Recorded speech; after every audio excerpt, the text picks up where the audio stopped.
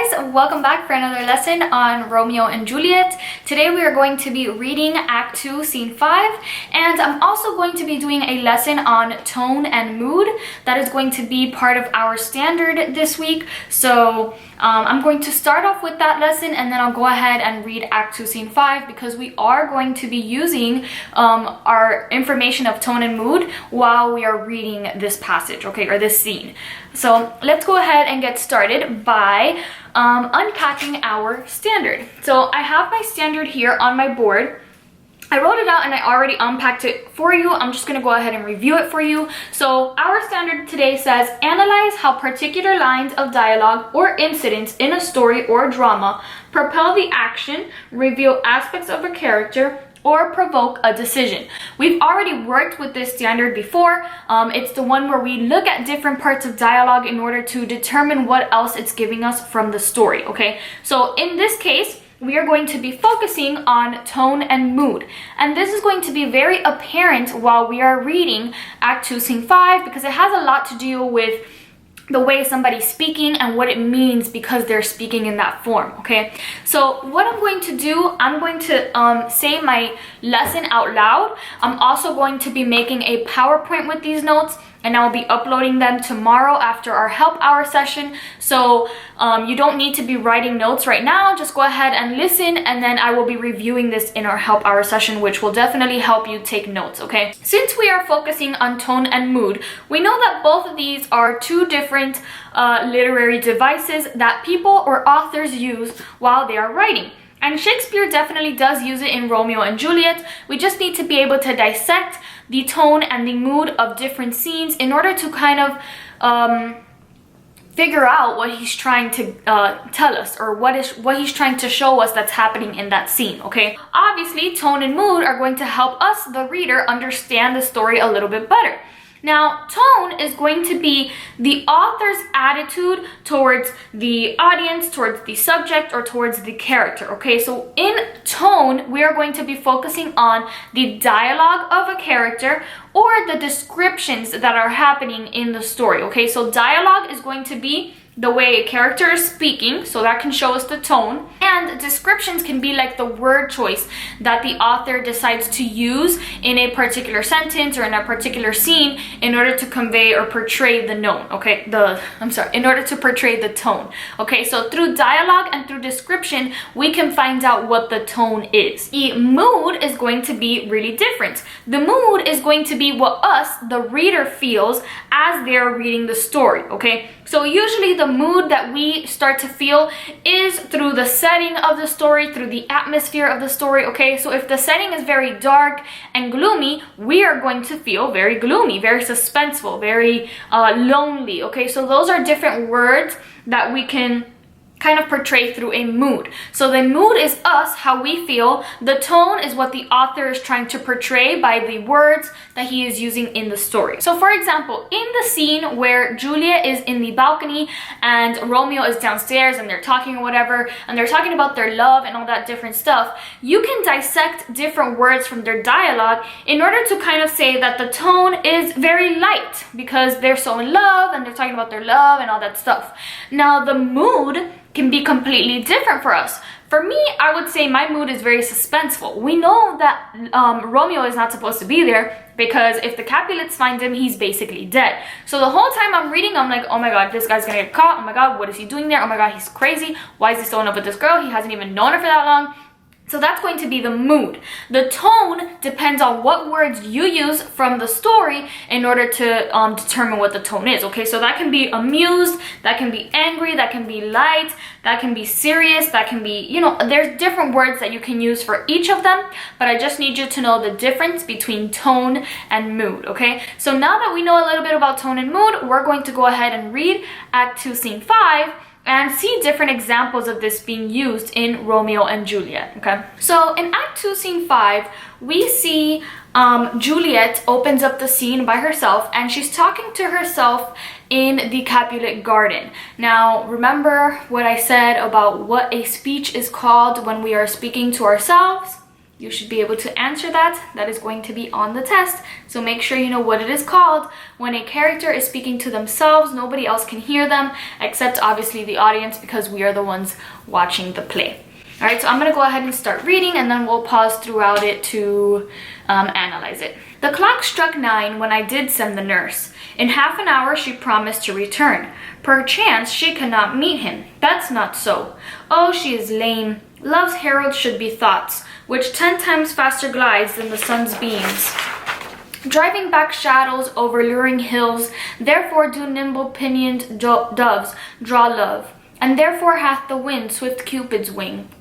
Now is the sun upon the highmost hill of this day's journey, and from 9 till 12 is 3 long hours, yet she is not come.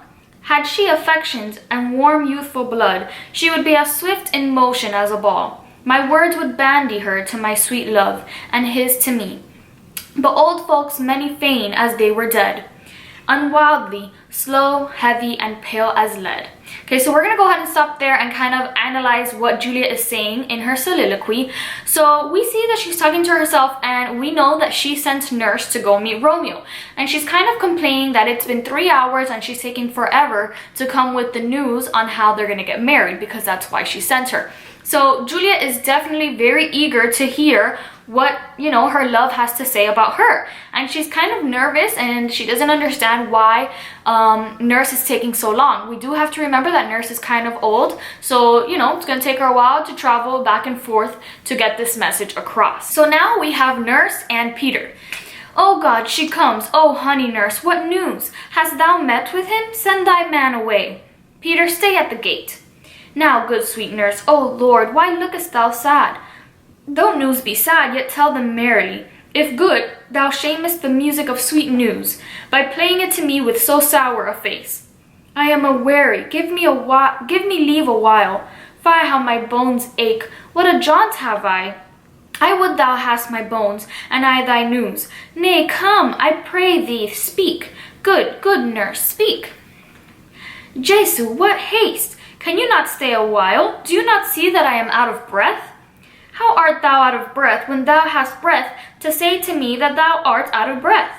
The excuse that thou dost make in this delay is longer than the tale thou dost excuse. Is thy good news or bad?